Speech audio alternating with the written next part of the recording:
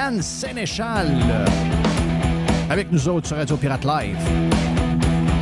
Écoute, les travaux cet été sur la Rive-Sud, Jeff, là, c'est hallucinant. À toutes les fois qu'il faut que je traverse Lévis d'est en ouest, entre 5h et 6h le soir, là, C'est fucking crazy. j'en ai pour 1h15. Ah non, Traverser Lévis d'est en ouest, qui prend 15 minutes, me prend 1h15. Mais c'est quoi le problème? Sérieux, là.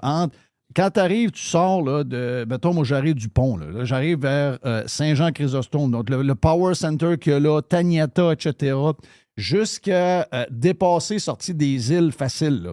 C'est quoi qui se passe? Ben, ils agrandissent l'autoroute 20 pour faire. Non, mais ça fait des années, ça. Ça fait des années que c'est commencé. Ça va-tu finir? Puis ils ont fait en même temps Guillaume Couture. Oui. Les deux voies pour traverser Lévis d'est en ouest sont en réparation en même temps. Ouais. Pas fort. Tu sais, il n'y en a pas 3, là, il y en a 2. Les 2 sont en réparation en même temps. Puis Chris, en plus, en plein milieu de l'été, les astis de tarlades du Société de traversiers, pendant le festival d'été, ils ont décidé qu'ils étaient en grève, eux autres. Ah oui, c'était cute, ça. Mais tu sais, c'est parce que la quantité de piétons qui traversaient au festival d'été par le traversier, là, ils ont pris leur char pour y aller. Là. Ben oui, c'est sûr. Les ponts étaient jamais, c'était malade. Le premier soir de Nickelback, j'étais à tempête. Arrête. Ça m'a pris 1h30 traverser le fucking pont. Tu sais, 1h30, là, je pensais à tous ceux qui étaient contre le troisième lien de ça. J'étais en joie le vert. On était jamais. J'essayais de m'en sauver pour aller sur le pont de Québec. Le pont de Québec était fermé ou je sais pas trop. Regarde, des histoires à pu finir. Puis en même temps, ça montre un autre quelque chose de notre société où est-ce qu'on est rendu en 2024. C'est qu'on est vraiment rendu une société de loisirs qui ne travaille pas beaucoup parce que les heures de pointe ne sont plus sur les heures normales de bureau. Ça commence à 2h30, 3h. Écoute, le matin, à 8h, là, le matin, là, ça roule. À 8h le matin, ça roule. Oui. C'est les mêmes travaux, c'est les mêmes grèves, c'est les mêmes conneries. Là. Mais à 8h le matin, ça roule.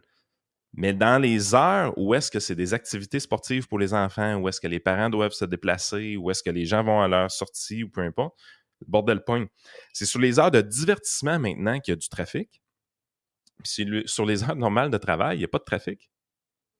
C'est malade, là. Ouais, c'est complètement crazy. Hey, tu viens de me parler des gens qui suivent pas ce qui se passe, puis combien ça coûte. Puis c'est drôle parce que c'est de ça que je voulais te parler. J'en ai parlé avec Jerry tantôt sur le Prime, je pense. La madame, je ne sais pas si tu as vu la jeune fille, c'est une jeune fille. La jeune fille qui pète un plomb sur TikTok ou Reel, je ne sais pas trop, où est en sacrement pour sa facture de nettoyage dentaire de 240 $. OK? Puis là, ben, j'écoute son affaire, puis là, tu sais, je me dis, OK, yes, parfait. Elle vient de se rendre compte que la vie coûte cher. Non, elle va demander au gouvernement de le gérer. Exact. C'est sûr. Je ne l'ai pas écouté, mais je suis sûr que c'est ça. Ben oui, c'est sûr qu'à un moment donné, ils veulent avoir des soins gratuits. Ils veulent avoir l'impression que ça coûte rien. Ils ne sauront pas que ça va coûter au lieu de 240, 500 par en arrière, puis que finalement, quand tu vas demander... en temps aussi. Puis que tu ne l'auras pas, ton nettoyage en passant. Là. Tu vas être supposé d'en avoir un. Tu vas être sur une liste d'attente de 2 ans et demi. Tu vas voir les dents crottées. Est-ce que, tu sais, les gens ne se rendent pas compte que la vie de Kalinour qui demande, puis tout ce qui... Tu sais, tu leur dis ça, là. Tu leur dis, ouais, mais c'est parce que quand la ville fait quelque chose comparativement à un organisme privé à côté, bien, ça coûte 5 fois plus cher. Ce qu'on a expliqué tantôt dans notre discussion concernant les patinoires couvertes et réfrigérées. Et là, tu leur dis ça, puis ils te regardent, puis bof. Bon, même si ça coûte 16 au lieu de 3 millions. Ça me dérange pas, moi. Ça me dérange. Et là, ils n'ont pas ce feeling-là. Tu sais, elle comprend pas non plus. Tu sais, j'écoutais son affaire, puis je me disais, elle comprend pas pourquoi ça coûte si cher maintenant de faire nettoyer nos dents. D'abord, c'est rendu combien le salaire? La bâtisse est rendue à combien? Les assurances sont rendues à combien? Les prêts sur l'équipement sont rendus à combien? C'est assez facile. Il reste un peu de profit, puis il reste un peu d'admin à travers, je comprends ça. Mais ces gens-là n'ont pas d'idée, parce que, je vais prendre l'exemple que j'ai donné à Jerry tantôt, c'est que, regarde, les gars de construction vont demander, dans les prochaines semaines, il va y avoir une grève, et ils demandent une augmentation de salaire de 40 %. C'est ça qui s'en vient. Tout le monde demande 29, 30, 34, 40 %. C'est correct, Moi, les gars de construction, ils ont mon plus grand respect. C'est des gens qui travaillent fort, puis garde, je voudrais qu'ils gagnent toute la gang 500 000 par année. Mais après, là, les mêmes qui demandent ça, là, ils vont dire « Hey, je viens d'acheter une maison, on vient d'avoir un deuxième enfant. Comment ça que les maisons sont pas achetables de même? C'est quoi qui... » Comment on fait pour leur expliquer, Yann? Y a-t-il un moyen de leur rentrer ça dans la tête? Ben à base, il faudrait avoir plus que 40 secondes disponibles pour de l'attention puis essayer de comprendre les choses. Tu sais, tout va tellement vite aujourd'hui, puis le seul temps qui est consacré à comprendre réellement les enjeux de notre société, c'est des memes, c'est des petits TikTok de 1 minute. Les discussions en profondeur, les gens trouvent ça lourd, trouvent ça dole. Oui. Les médias, c'est du prêt à consommer. Tu sais, à un moment donné, c'est comme si on bouffait, au niveau intellectuel, on bouffait de la bouffe de micro-ondes sans arrêt. Là. Même pas du fast-food. Là. Vraiment, Vrai. c'est du Michelinas, ça se tient à tous les jours. Là. Yark, bourré de d'ail séché et de sel. Carrément. Mais c'est ça à tous les jours de notre vie, au niveau intellectuel, partout. Là. Tu sais, c'est parce qu'à un moment donné, allez-vous être tanné du Michelinas? Là? Je veux dire, c'est comme si on s'engourdit le cerveau avec des pilules de médicaments, on passe du temps sur des insignifiances avec Netflix. Tu sais, c'est comme, à un moment donné, tu es là, tu te dis, il me semble qu'il y a mieux. On peut faire mieux, on peut essayer de comprendre plus. C'est même la présidentielle américaine, je veux dire, elle est haute en couleurs, elle est haute en rebondissements. Mais tu sais, je veux dire, y a-t-il quelqu'un qui va nous dire réellement c'est quoi le programme politique de Harris? C'est quoi le programme politique de Donald Trump, au juste? Il n'y a rien de ça qui est important, là? Non. Il n'y a personne. Même, on a eu les présidentielles françaises au début de l'été. Ça a viré avec les chats, là. Ça a viré avec une histoire de chats, là. Donc là, les madames sont là parce qu'ils ont des chats, ils aiment les chats. Mais à un moment donné, ils vont se dire, OK, Harris est présidente, puis regarde, mais c'est le bordel avec les immigrants, la vie coûte cher, le gaz coûte cher, etc., etc. Puis là, ça fait un mois que le Labour est rentré au UK. Le bordel est pogné. Ben oui, c'est ça. Exact. Un mois! Ouais, mais t'es-tu d'accord avec moi? Moi, j'arrête pas de le dire. Tu sais, c'est pas la première fois que je te le dis à toi. Là. Mais moi, maintenant, je le dis, je me retiens plus. Là. Endurer, câlisse. Tu comprends-tu ce que je veux dire? Oh oui. T'sais, moi, là, je suis décroché. Ah ouais, José Legault, c'est ce que j'ai écrit la semaine passée. Endure, esti. T'as le grand broyage, chasseur, ça ci, ça. C'est une histoire atroce, là. Ben, j'ai pas de sympathie, je vois le vert. Écoute, c'est le modèle. Veux-tu, on va te dire un secret? Frank, il est mal commode des fois. Très mal commode. On a mis la main sur un livre de José Legault écrit dans les années 90. Oh, OK, c'est le fun. Et présentement, sur Patreon, sur nos abonnés VIP, Frank en fait la lecture. OK. En livre audio. Qu'est-ce qu'elle raconte, José? Ben, l'histoire avec sa sœur, là, c'est pas la première fois qu'elle écrit ce texte-là. Là. Oh! Même dans ces années-là, elle faisait les mêmes constats. Ben, toi. Puis elle défend 25 ans plus tard, 30 ans plus tard, je vois le vert. Tu sais, parce qu'elle est équipée, sa sœur. Là. Elle a des gros problèmes. Oui. Ça, elle a tout mon respect de s'occuper d'elle, puis garde, bonne chance à elle. Ça. Mais je veux dire, José Legault, ça a toujours été la même chose. Souvent, quand ça la touche personnellement, les bons constat. Elle dit, ça n'a pas d'allure, c'est inhumain ce qui se passe. Puis là, tu dis, OK, next step, on va mettre la faute sur le système. Non. Et c'est toujours la faute de quelqu'un d'autre, c'est toujours la faute du privé. Finalement, c'est à cause des agences. Oui.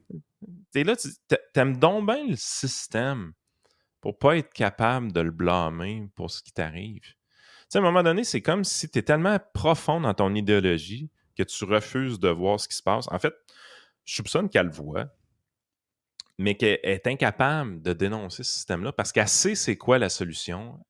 Et cette solution-là, elle a été contre la solution toute sa vie. Elle a été contre le libéralisme, elle a été contre l'augmentation de la compétition, elle a été contre l'entreprise privée toute sa vie. Elle n'est pas capable de penser que c'est une bonne solution. Mais on traite mieux nos animaux qu'on traite nos humains dans notre système de santé présentement. Ben oui. Mais elle n'est pas capable de faire le next step parce que son idéologie l'empêche. Puis malheureusement, ben, c'est ces gens-là qui sont des leaders d'opinion dans nos médias. Puis encore là, je remets ça en doute. Tu sais, on jasait de quelque chose un matin. Il y a un nouveau podcast. Un nouveau podcasteur qui sont vraiment poussés par la machine du système québécois. C'est Kim Lizotte-Lévesque avec Louis T. Il y a comme 8 épisodes de 2 heures. Puis il parle de politique, puis tout ça. Les opinions qui sont là-dedans sont archi-vides, archi-prémâchées. C'est les clichés habituels, là. Mais dit d'une manière un peu... Kim, là, elle se laisse pas plier ses pieds, puis... Mais tu sais, je veux dire, je regardais, j'ai tapé son nom dans Google, c'est hallucinant. Là. Je veux dire, dans le 7 jours à tous les 6 mois, il y a des articles de journaux sans arrêt sur elle. Elle change, elle met un petit tailleur émeraude, puis on va faire un article là-dessus. Tu sais, puis elle est très belle, la fille. Là, fait que t'es vraiment dans une position que t'es là, tu te dis, Kim, elle a toute la machine médiatique en arrière d'elle pour pousser son podcast. Ben, sur Spotify, il y a 48 avis. Personne ne l'écoute. Un peu sur YouTube, 3-4 ouais, quelques affaires. L'extrait qui est sorti la semaine passée, là, qui était... si c'est ton meilleur extrait, c'est celui qui tourne, ça va pas bien, là. Mais l'affaire, c'est comment ça, avec toute cette machine médiatique-là, pas capable de faire relever tes affaires. Puis de l'autre côté, tu dis, crime, la Christine machine médiatique, quand elle pompe quelqu'un en politique, ça marche quand même. On a pompé Harris... Et ça fonctionne. Ils peuvent même se permettre de la cacher. Elle n'est même pas obligée de faire des conférences de presse. Zéro besoin. Elle n'a même pas besoin de faire de débat. La machine médiatique la pompe et ça fonctionne. Fait que on est comme dans une Twilight Zone où est-ce que les médias ont encore du pouvoir sans en avoir. Tout ce qui est médias plus jeunes, tout ce qui est faire du podcast, c'est des gens un peu plus allumés, qui sont plus jeunes, qui sont sortis des plateformes traditionnelles. T'as beau mettre tout le pouvoir de ta machine médiatique traditionnelle derrière une personnalité publique, puis pousser ça comme tu veux, ça lèvera pas sur ces plateformes-là parce que tu as utilisé ce pouvoir-là. Par contre, en politique, étant donné que tu t'adresses à des gens qui votent beaucoup, qui sont prisonniers de leur TV, puis tout ça, ben, ça fonctionne encore.